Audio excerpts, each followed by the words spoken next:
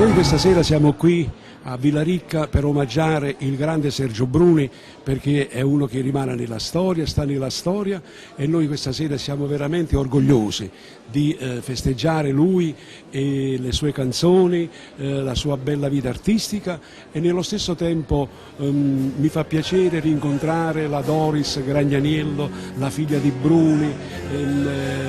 Mimmo Angrisani e tanti.